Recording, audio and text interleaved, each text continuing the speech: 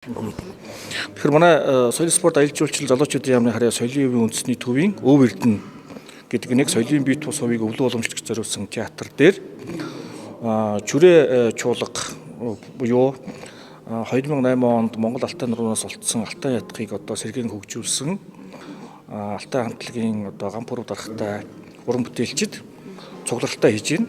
Өнөөдрийн цугларалтан дээр бол энэ Алтай ятг хэрхэн үүссэн, олж авсан юм, үүнийг хэрхэн яаж инновац болж Монгол улсын ардын язгуур урлагийн төрөлд оруулж ирсэн юм. Цаашдаа энийг тоглож байгаа хүмүүс, уран бүтээлчид нь хэрхэн яаж өвлөн уламжлагчид болж цаашдаа хэрхэн хөгжих үү гэдэг асуудлаар эрдэмтэн судлаачид хамтарсан ийм уулзсан зохион байгуулж байгаа. Алтай ятг ер нь монголчуудын ах уй соёл, өв уламжлалтай яаж холбогдож байна тийм ээ? Тэгэхээр 2008 он хүртэл мэдээж энэ хөгжмийн талаар хинч ойлголтгүй явж байсан байна. Тэгэхээр манай археологчид энэ хөгжмийн зэмсгийг Алтай нурууны жаргалан тарихнаас олоод тэгээд эрдэмтэн судлаачид, цэргийн судлагчид нь судлаад явж явах явцад хөгжим судлаач ган пүрэв энэ хөгжмийг бол язгуур тэр олдвороос нь бол сэргээж энийг Монгол үндэстний язгуур урлагийн хөгжмийн төрөл зүйл болох талаас нь бол инновацийг тухайн үеийнхээ өөрийнхөө үзэл бодол, уламжлал шинжилэлээр тулгуурлаж байгаад ийм зүйлийг бий болгосон гэсэн. Тэгэхээр нэг 20 орчим хүрэхгүй байгаа энэ жилийн хугацаанд бол нэлээд тийм өргөн цар хүрээтэй Говь Алтай аймаг бол Бүрчүрээ гэдэг чуулга байгуулсан. Энэгээрээ дагнсан ийм хөгжмийн чуулгатай. Энэ нь өөрөө Монгол үндэстний найрал хөгжмийн бүрэлдэхүүнд бас орж ирэх энэ боломжид бүрэн нээгдсэн гэдгээр онцлогтой ийм л зүйл болж байгаа.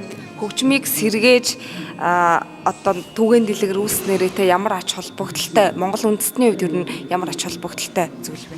Та бүхнээс харсан бах бид бол зөвхөн туйлыг бол юугаар борон хураа байдаг юм уу ингээд тийм тусгайс нэг л хөгжмөр дагдаг байсан бол ингээд хоёр дахь хөгжмөрөө бас ингээд туйлаа хайлдаг болсон байна. Дээрээс нь Монголын энэ үндэстний язгуур урлагийн төрлүүдийг бусад хөгжмийн зэмсгүүдтэйгээ уялдуулж, хостуулж тоглох энэ боломжийг нээж өгсөн байна. Бид нар дандаа хуучны хөгжмийг язгуур урлаг талаас нь судлахаас гадна ийм археологийн олдвор дээр гарч ирсэн олдвруудыг судалж шинэ төрлийг бий болгох нь бас энэ соёл шинээр бий болгох, соёл хөгжих, соёлын өв бий болгох энэ зүйлүүдийг бий болгож байгаагаар онцлогтой. Тэгэхээр бол Монгол үндэстний хөгжмийн зэмсэг баялаг болж байна л гэсэн. Танд бас батламж гардууллаа. Тэгээ батламжийн агуулгын талаар юу? Ер нь 2-3 талтай. Мэдээж энэ жагсаалтанд бүртгүүлэхийн тулд энэ өв үнэхээр Монгол үндэстний язгуур өв мөн үү? Энийг өвлөө уламжлагч хүн байгаа юу? Энэ өөрөө яг төлөөллийн юм уу устж өгөө болох гэж байгаа юм маш олон шалгуурууд байдаг.